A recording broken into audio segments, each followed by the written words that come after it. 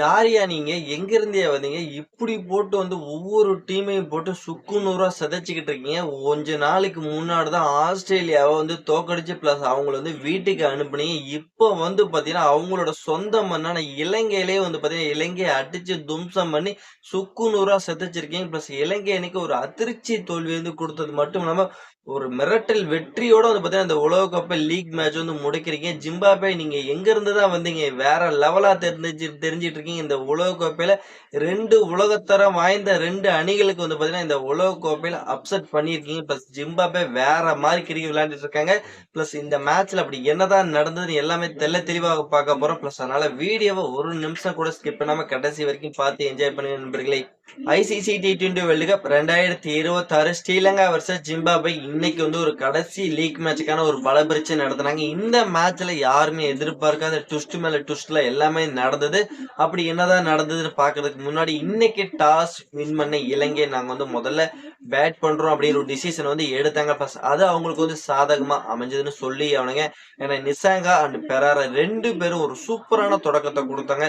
வெறும் 4 ஓவருக்குலாம் பார்த்தீங்கன்னா 50 ரன்னுக்கு மேல ஸ்கோர் பண்ணி இலங்கை ரசிகர்களுக்குலாம் வந்து சந்தோஷத்தை அள்ளி கொடுத்தாங்கன்னு சொல்லி ஆகணும். பிளஸ் அந்த சந்தோஷம் ரொம்ப நேரம் நிலைக்கல. பிளஸ் அதுக்கப்புறம் கொஞ்ச நேரத்திலே பெராரோட விக்கெட்டை வந்து தூக்குனாங்க ஜிம்பாப்வே. பிளஸ் அதுக்கப்புறம் மெண்டிஸ் உள்ள என்ட்ரி கொடுத்தாரு.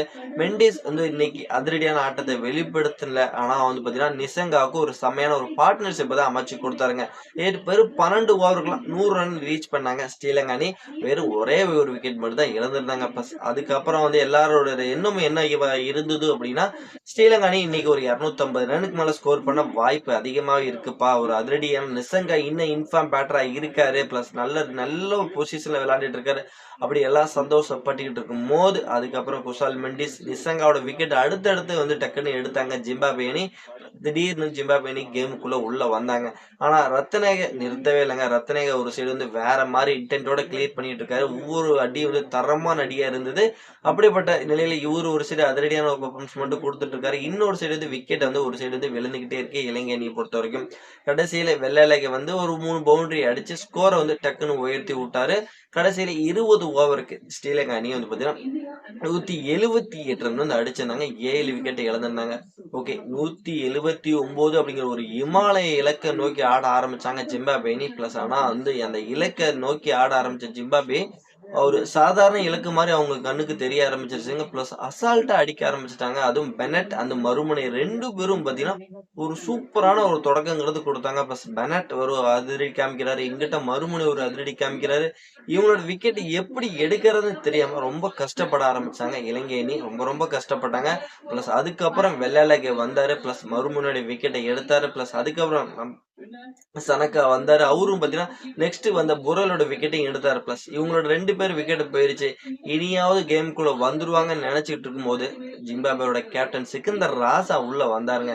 ஒரு 20 சில்லற பால் தான் பிடிச்சாரு. 45 ரன்னுங்க. பிளஸ் 4 சிக்ஸ் 2 பவுண்டரின்னு ஸ்ரீலங்காவோட பவுலிங் யூனிட்ட 4 பிறமும் வந்து சிதைக்க ஆரம்பிச்சிட்டாரு. கடைசியில ஸ்கோரும் பாத்தீங்கன்னா ஈஸியா அவங்க வெற்றி பதைக்கு ரொம்ப க்ளோஸா போயிட்டாங்க. இன்னொரு பக்கத்து வந்து பெனட் மட்டும் ஒரு தனியாளா நின்று ஒரு சைடு விளையாண்டுட்டு இருக்காப்புல. அவர் ஒரு அருமையான ஆஃப் செஞ்சுரி பதிவு பண்ணது மட்டும் இல்லாம ஈஸியான ஒரு வெற்றி வந்து பதிவு பண்றதுக்கு கடைசியில் வந்து மேட்சை முடிச்சும் கொடுத்தாரு. 3 பால் மிச்சம் இருக்கும் போதே இந்த மேட்சை முடிச்சாங்க ஜிம்பாப்வே அணி. இந்த மேட்ச்ல ஜிம்பாப்வே அணி 6 விக்கெட் வித்தியாசத்துல ஒரு அருமையான வெற்றியோட இந்த லீக் ஸ்டேஜ் வந்து முடிக்கிறாங்க. லீக் ஸ்டேஜ் மட்டும் முடிக்கலங்க. இந்த T20 வேர்ல்டு கப்ல 2 அப்செட்டுங்கிறது பண்ணாங்க. ஒரு அப்செட் ஆஸ்திரேலியா, அவங்கள அப்செட் பண்ணி இந்த வேர்ல்டு கப்ல இருந்து வெளியே அமிச்சது மட்டும் வீட்டுக்கு வேற அமிச்சிட்டாங்க. இந்த 2வது அப்செட் இலங்கை அணிக்கு. இந்த 2வது அப்செட்ல இலங்கை அணியை வீழ்த்தி 2வது பொசிஷன்ல தள்ளப்பட்டிருக்காங்க இலங்கை அணியை பொறுத்த வரைக்கும்.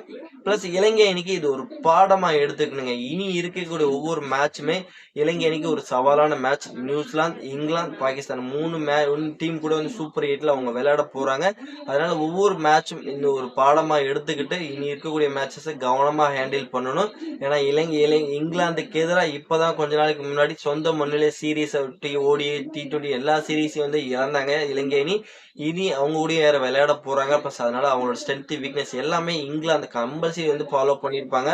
பிளஸ் நியூசிலாந்து சாதாரணமா இட போடக்கூடாது. பிளஸ் பாகிஸ்தானும் அதே மாதிரிதான். பிளஸ் அதனால இலங்கை அணிக்கு ஒரு சவாலான சூப்பர் ஹிட்டா தான் இருக்க போது நம்ம வந்து சொல்லியாலும். ஜிம்பாப்வே அணிகிட்ட தோல்வியோட முடிச்சிருக்காங்க கடைசி மேட்ச். இனி இருக்கக்கூடிய போட்டியில இனி இத திருத்திக்கிட்டு இந்த மேட்ச்ல என்ன தவறு செஞ்சாங்களோ, அத கொஞ்சம் திருத்திக்கிட்டு சூப்பர் 8ல ஒரு சரியான ஒரு பெர்ஃபார்மன்ஸ் குடுத்தாங்க அப்டின்னா, கம்பல்சரி செமிஃபைனலுக்குள்ள கெத்தா வேற லெவலா சிங்கம் மாரி உள்ள என்ட்ரி குடுப்பாங்க அப்டிங்கிறது என்னோட கருத்து.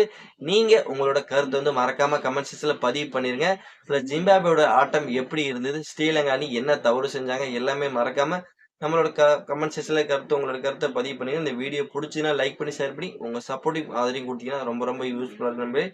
நம்ம வந்து நெக்ஸ்ட் வீடியோ போடலாம். Bye bye friends.